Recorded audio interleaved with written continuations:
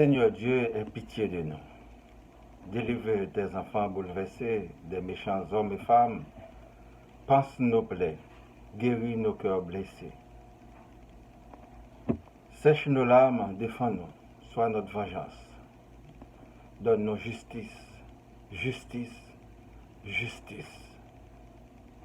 Je te dis merci Seigneur pour la vie, pour tous tes bienfaits.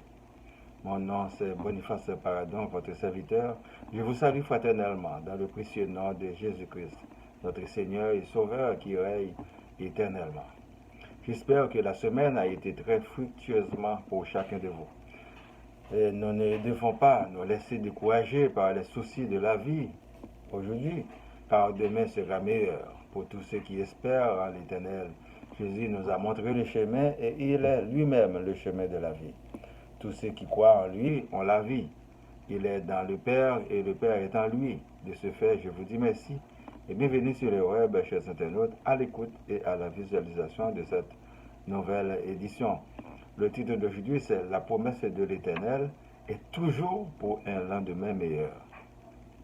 Exode chapitre 33 du verset 1er à 6, l'Éternel dit à Moïse, « Va, pars d'ici, toi et le peuple que tu as fait sortir du pays d'Égypte, monte vers le pays que j'ai juré de donner à Abraham, à Isaac et à Jacob, en disant, je le donnerai à ta postérité. J'enverrai devant toi un ange et je chasserai les Cananéens, les Amoréens, les Héthiens, les Phérésiens, les Éviens et les Jébusiens. Monte vers ce pays où coule le lait et le miel, mais je ne monterai point au milieu de toi, de peur que je ne consume en chemin, car tu es un peuple au cou roide. » Lorsque le peuple y entendit ces sinistres paroles, il fut dans la désolation et personne ne mit ses ornements. Et l'Éternel dit à Moïse, dis aux enfants d'Israël, vous êtes un peuple au cou roide. Si je montais un seul instant au milieu de toi, je te consumerais. Ôte maintenant tes ornements de dessus toi, et je verrai ce que je te ferai. Les enfants d'Israël se dépouillèrent de leurs ornements en s'éloignant du mont Horeb. Pour la prédication, mes frères et sœurs dans le Seigneur, que la grâce et la paix de Dieu soient avec vous, toujours dans le même esprit d'amour et de lumière, avec la grâce de Dieu. Je programme une édition hebdomadaire pour partager avec vous, pour vous enrichir, pour vous encourager à augmenter votre foi en l'Éternel Dieu, pour vous exhorter à développer l'amour qui est en vous, lui le créateur de l'univers en qui nous sommes co-héritiers de la vie. Dieu se souvient de sa promesse envers Abraham, Isaac et Jacob. Il donnera le pays de Canaan à leur postérité. Mais Moïse doit partir d'ici avec le peuple et l'Éternel enverra un ange pour chasser les gens qui s'y étaient déjà établis, pour faire place aux enfants d'Israël, son peuple. Mais le peuple a le cou roide. Il n'écoute pas ses ordonnances. La question à se poser aujourd'hui, mais pourquoi l'Éternel chasse d'autres peuples pour établir son peuple? N'est-il pas Dieu de tous et de toutes? Donc très certainement, Dieu n'est pas le Dieu des morts, mais des vivants, nous dit Jésus dans Luc chapitre 20 du verset 37-38. Que les morts ressuscitent, c'est ce que Moïse a fait connaître quand, à propos du buisson, il appelle le Seigneur le Dieu d'Abraham, le Dieu d'Isaac et le Dieu de Jacob. Or Dieu n'est pas Dieu des morts, mais des vivants, car pour lui tous sont vivants, mais ceux qui ne le connaissent pas sont des morts vivants. Si vous servez d'autres dieux, vous n'êtes pas enfants de Dieu, mais enfants de la rébellion. Vous avez pour père le diable. Désormais, il est temps de vous détourner de votre mauvaise voie. Repentez-vous. Nous pouvons déduire que vivre, c'est tout un processus, toute une étape. L'arbre produit des fruits verts, avec le temps, ils deviennent mûrs et sucrés. À un certain moment, la manne est tombée pour le peuple dans le désert. Moïse doit travailler et même travailler très fort avec Dieu pour que le peuple puisse trouver la liberté de l'eau, de la bouffe, aussi travailler pour la conquête du pays de Canaan. Le pays que le libérateur Moïse ne connaîtra pas, car Dieu l'a voulu ainsi. c'est son successeur Josué qui jouera du lait et de miel dans ce beau pays de Canaan. Mais Moïse reste vivant auprès du Père éternel.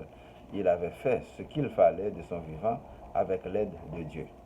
L'histoire du peuple Israël est très inspirante pour tous les autres peuples sur la terre. Cela nous démontre la fidélité de Dieu et la capacité de ceux qui croient en lui dans l'accomplissement de beaucoup de grandes et bonnes choses. Les projets d'études, de famille, d'enfants, de maison, d'entreprise, de carrière ne sont que des jeux d'enfants pour le Seigneur. Et toujours un peu de patience dans la vraie vie. L'ennemi vous promet tout de suite. Méfiez-vous. Les conséquences à payer sont très graves. Le prix à payer est fort pour la désobéissance.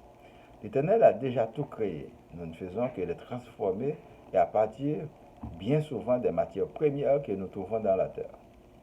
Prenons l'exemple de l'homme. Nous procréons à partir des bouffes et de breuvages provenant de la terre qui se transforment en du sang et en germes pour nourrir, grandir au fur et à mesure. N'ayez pas peur de commencer, n'ayez pas peur d'aimer, n'ayez pas peur de vous aventurer. La vie s'est faite ainsi. Demain est souvent promoteur pour les braves. Jésus était venu comme un simple enfant. Il a suivi le processus, il a obéi à son Père jusqu'à la fin. Il est le roi des rois, le Seigneur des seigneurs. Nous autres, nous devons être à l'écoute de la parole de Dieu, tout en fuyant les manipulateurs et les faux. Nous devons obéir à Dieu afin de rester dans son troupeau pour avoir la vie en lui.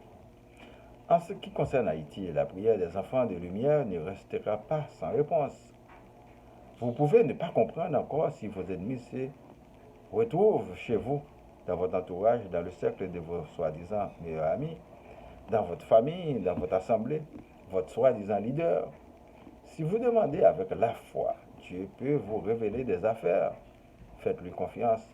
Quand vous entendez des scandales, sachez que vous devez vous mobiliser pour vous libérer des mauvaises personnes de tout acabit. Dieu peut nous libérer de diverses manières. Ne défendez pas les méchants, que celui qui écoute fasse attention. Le Seigneur Jésus est notre meilleur ami, fidèle et sincère. Faites confiance à lui, il nous sauvera. Attachons-nous à celui qui passe des ordres et non celui qui reçoit des ordres. Son nom, c'est Dieu, l'Éternel des armées. Que l'Éternel nous délivre de tous nos ennemis et de tous nos adversaires. Qu'il ouvre nos yeux, que Jésus nous sauve, que l'Esprit Saint soit sur nous.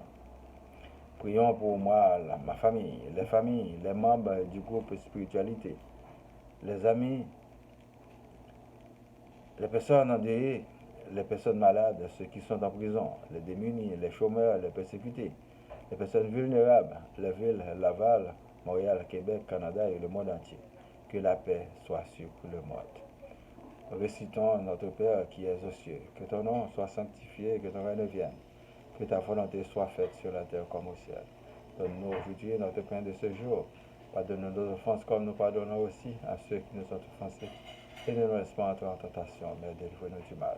Car c'est à toi qu'appartiennent le règne, la puissance et la gloire au siècle des siècles. Amen. Je vous souhaite de passer une bonne journée et une bonne semaine. Lisez et méditez toujours sur la parole de Dieu. C'est votre serviteur, Boniface Paradon. Merci et à la prochaine. Au revoir.